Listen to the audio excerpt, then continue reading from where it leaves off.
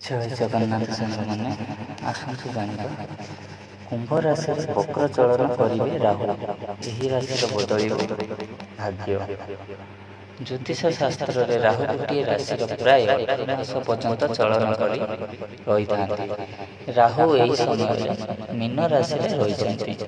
ମେ 18 ତାରିଖରେ କୁମ୍ଭ ରାଶିରେ ଓଲଟା ଚଳନ କରିବେ। ରାହୁଙ୍କ ଏହି ଚଳନ ଫଳରେ କିଛି ରାଶି ବ୍ୟକ୍ତିବିଶେଷଙ୍କ ଭାଗ୍ୟ ସୁନା ଭଳି ଚମକିବ। ଆସନ୍ତୁ ଜାଣିବା ମେଷ ରାଶି ବ୍ୟକ୍ତିବିଶେଷମାନଙ୍କ ପାଇଁ ରାହୁଙ୍କ ଏହି ଚଳନ ଫଳରେ ମେଷ ରାଶି ବ୍ୟକ୍ତି ବିଶେଷଙ୍କୁ ଖୁସି ମିଳିବ। ବ୍ୟବସାୟରେ ବଡ଼ ଲାଭ ହେବ। ସମସ୍ତ କାର୍ଯ୍ୟରେ ଉନ୍ନତି ହେବ। ଧନ ସମ୍ପତ୍ତି ବୃଦ୍ଧି ହେବ। ଆର୍ଥିକ ସ୍ଥିତି ମଜବୁତ ହେବ। ହଠାତ୍ ଧନ ମିଳିବ। ମିଥୁନ ରାଶି ବ୍ୟକ୍ତିବିଶେଷମାନଙ୍କ ପାଇଁ ଏହି ରାଶିଙ୍କ ପାଇଁ ସମୟ ଅନୁକୂଳ ରହିଛି। ହଠାତ୍ ଧନ ବୃଦ୍ଧି ହେବ। ବ୍ୟବସାୟରେ ବଡ଼ ଲାଭ ମିଳିବ। ଆର୍ଥିକ ସ୍ଥିତିରେ ଶୁଭ ପରିବର୍ତ୍ତନ ହେବ। ଚାକିରିରେ ପଦୋନ୍ନତିର ଯୋଗ ରହିଛି।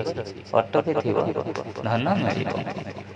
ସିଂହ ରାଶି ବ୍ୟକ୍ତିବିଶେଷମାନଙ୍କ ପାଇଁ ସିଂହ ରାଶିର ବ୍ୟକ୍ତିଙ୍କୁ ଅତ୍ୟନ୍ତ ଶୁଭ ଫଳ ମିଳିବ।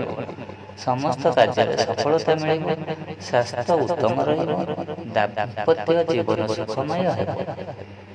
ବିଛା ରାଶି ବ୍ୟକ୍ତିବିଶେଷମାନଙ୍କ ପାଇଁ ଏହି ରାଶିର ବ୍ୟକ୍ତିଙ୍କୁ ଶୁଭ ଫଳ ମିଳିବ। ସ୍ୱାସ୍ଥ୍ୟ ଉତ୍ତମ ରହିବ। ବ୍ୟବସାୟକୁ ଶୁଭ ଫଳ ମିଳିବ। ନୂଆ କାମ ଆରମ୍ଭ କରିବେ। ମୀନ ରାଶି ବ୍ୟକ୍ତିବିଶେଷମାନଙ୍କ ପାଇଁ ଏହି ରାଶିର ବ୍ୟକ୍ତିଙ୍କୁ ହଠାତ୍ ଧନ ଲାଭ ହେବ। ସମସ୍ତ କାର୍ଯ୍ୟରେ ସଫଳତା ମିଳିବ। କର୍ମକ୍ଷେତ୍ରରେ ବଡ଼ ଉନ୍ନତି ହେବ। ସମୟ ଅନୁକୂଳ ରହିଛି। ଭାଗ୍ୟର ସାଥ ମିଳିବ। ଜୟ ଜଗନ୍ନାଥ।